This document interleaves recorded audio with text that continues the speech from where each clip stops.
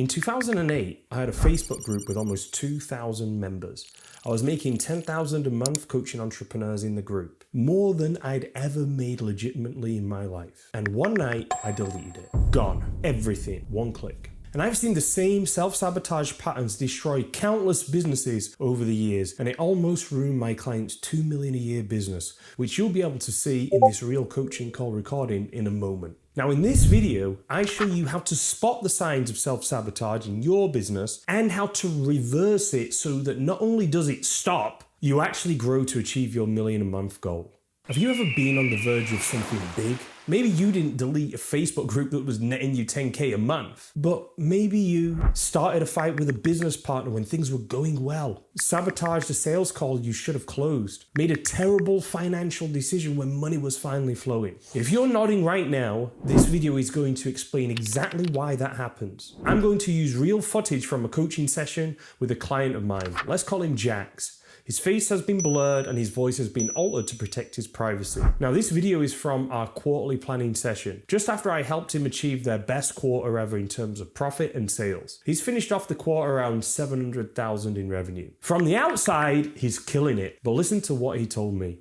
There's that voice in your head. It's like I'm almost resisting going to work, cause but then I think about how much easier it would be. I think about how much easier it would be if I just didn't have to show up for anybody but myself. A $2 million a year plus founder fantasizing about not showing up. That's the voice of self-sabotage. And it gets louder the closer you get to your next level. In the next 10 minutes, I'll show you why self-sabotage happens right before breakthroughs, the tool we use to neutralize Jax's self-sabotage, and proof that this works. Let's get into it. Hi, my name is Mark Dhamma. I'm the founder of Mill a Month. I help 7-figure entrepreneurs who are stuck at 2 to 5 million scale toward $1 million a month without working more hours. I've spent 18 years coaching high performers, including Sam Ovens, who's a CEO of School.com, Ty Lopez, and 7- and 8-figure entrepreneurs across the world, across many different industries, from medical to manufacturing to cannabis. I have a master's degree in positive organizational psychology up here, and I've studied under legends like Dr. Mihaly Csikszentmihalyi, who pioneered the concept of flow, and he wrote the book Flow.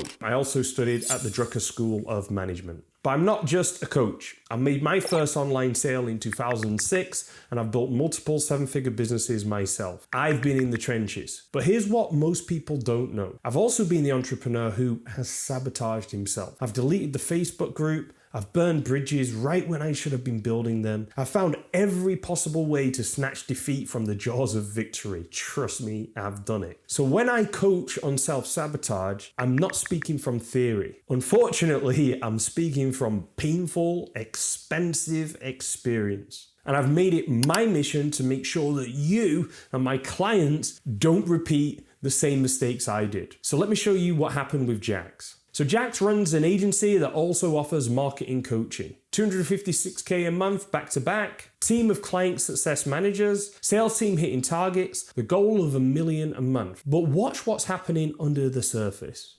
It's like I have a big vision, then some days I wake up and I'm like, this is going to be this is going to be, or at least it's it feels overwhelming at times. And it's I have such a big vision of what it could look like when it goes right that it almost seems impossible, right now. $256,000 a month in revenue, and some mornings he doesn't want to show up. Now, a lot of coaches would hear that and say, you need to find your passion, or maybe this isn't the right business for you. That is not what's happening here. What's happening is that Jax is at the edge of his current identity, and his subconscious is trying to pull him back to safety. This is textbook self-sabotage, and I recognize it immediately because I've lived it. Let me tell you the full story of what happened to me in 2008. I was 23 years old. I had been making money in, let's call it alternative e-commerce, the kind that is definitely illegal nowadays. Anyway, I got out of that, and I started to turn my life around by helping people online. I started a Facebook group about health and fitness. I had 2,000 members, mostly entrepreneurs, charging for custom training and nutrition plans. $10,000 a month in sales, next to zero expenses. It was decent income,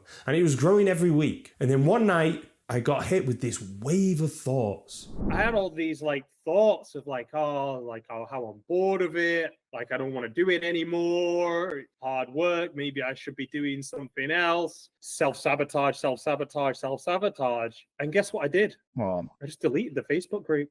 Holy shit. I just deleted it.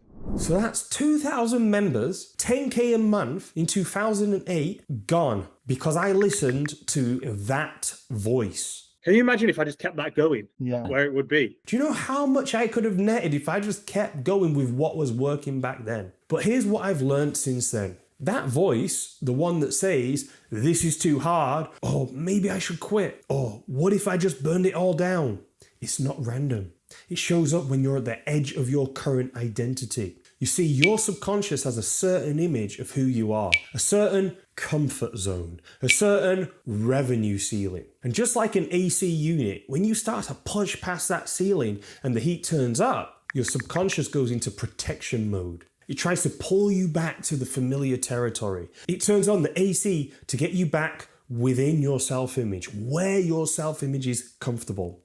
It doesn't care that the new level is better, it only cares that it's different. And different feels dangerous to the primitive part of your brain. So it gives you thoughts like, this is too hard, or you're not cut out for this, or remember when things were simpler, or what if you just stopped? That's what I was experiencing in 2008, and unfortunately I didn't know better then. And that's exactly what Jax was experiencing at 256K a month. It's the most he'd ever made. The voice isn't a sign that you should quit. It's a sign you're about to level up. So if self-sabotage is predictable, how do you stop it? You need a pattern interrupt, something that breaks a cycle before you make a catastrophic decision. Here's what we installed for Jack. I taught him a technique from NLP called anchoring. The basic idea is you attach a peak emotional state to a physical trigger.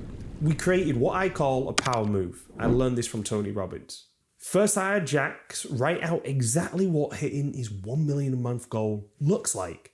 I kissed my wife a celebrated pop a bottle of champagne on a boat in the middle of the ocean while overlooking Miami skyline. I light a joint and start smoking them while visualizing the future and reminiscing on the journey that we've been on this far just to get here.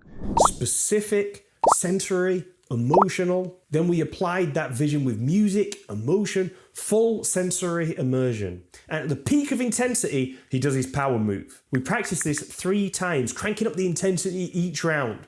By the end, watch what happened when I tested him on his challenges. When you think about it now, how do you feel? I feel good. I mean, I just feel like it's not a big deal. We're going to figure it out. Same challenges, different state, so a different perspective. Before, confused, anxious, overthinking. After, not a big deal. We're going to figure it out. But here's the key. I gave Jack specific instructions. So your job is to do that move as often as possible, all the time, before meetings, before getting to work, waking up. And whenever you feel that like self-doubt or low vibe come in, bam, do your move. It's just gonna, the low comes in, bam, push you back up. Low comes in, push you back. And then eventually your status quo is just gonna be up here. This is the antidote to self-sabotage. When the voice comes, and it will come, you have a tool, a pattern interrupt, a way to shift your state before you do something you regret. You don't delete the Facebook group. You don't fire your best employee. You don't burn down what you've built. You do your power move. You reconnect with your vision and you keep moving forward. But there's one more piece that makes this stick. You don't have to be great at everything. Now, you might be thinking, cool technique, Mark, but does this actually work? Well, first of all, I tell you to test it yourself, and then let me tell you about a close friend of mine. I won't use his real name because he likes to stay low-key. He's a great front man. He's a great networker. His management skills, not super high. His technical skills are low. He's got low tech skills. But recently, he just brought in an operator to dial in the sales team, managing the sales team, managing everybody else. And he brought this guy in, and that's when they went from 150, 200 to 500. My friend runs a highly successful program helping entrepreneurs quit alcohol. He was stuck between 100 to 150K a month. He's a great front man, but his management isn't his strength. And here's what's important. My friend had every reason to self-sabotage. That voice telling him, you're not a good manager. You're not cut out for this level. Maybe you should just stay small. He had to fight it too. But instead of giving in, he made a key decision. He didn't try to become someone he's not. He didn't white knuckle his way through management tasks he hated. He found someone who was great at the things he wasn't, and he handed it off. The result, 100k a month to 500k a month, and actually beyond since then. And here's what I told Jax. The truth is, like, okay, sure, this isn't your strength. You know what your personal strengths are. It's more like a founder role, visionary, like marketing, writing, speaking, founder role. Management in your strengths, all you need to do is get to a decent enough level so you can hire someone who can do a great job. The path through self-sabotage isn't to become a different person. It's to recognize a pattern when it shows up, interrupt it with your power move, double down on your strengths, and hire for your weaknesses. Jack's probably not going to become a world-class manager, and that's not the goal. The goal is to get good enough at management to recognize when he's found someone great, then hand it off and go back to being a visionary. That's how you build $1 million a month business without burning out or burning it down. If you've ever self-sabotaged something good in your business or life, drop a comment to let me know what happened. I want to know I'm not the only one who's deleted a Facebook group at midnight that was making them a lot of money. Here's a pattern I see over and over.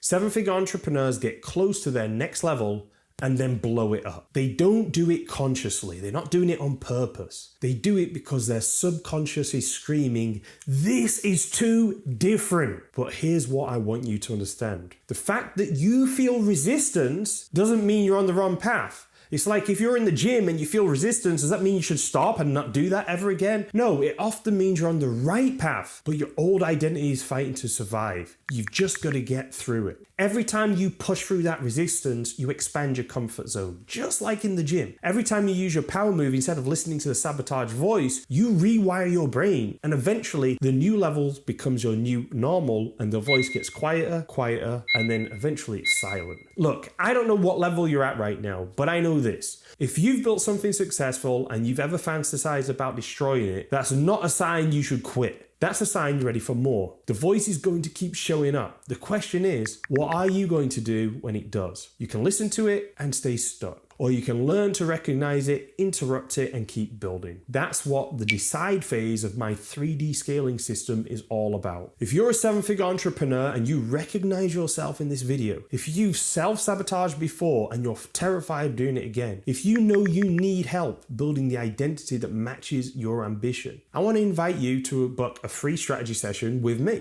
On this call, we'll map out your 3D scaling roadmap, including the decide phase that neutralizes self-sabotage and installs unshakable confidence. Click the link in the comments to book your free coaching session. If you're not ready for a call yet, but you're curious to see the exact system I use to get my clients to $1 million a month without burning out, request access to the 8-figure scaling playbook. It's a Google Doc. Just click the link in the comments, then request access to get that. And if this video hits home, hit subscribe. Every week I share real coaching sessions with real entrepreneurs so you get a front row seat to the same executive coaching that takes 7-figure entrepreneurs to $1 million a month. I'll see you on the next one.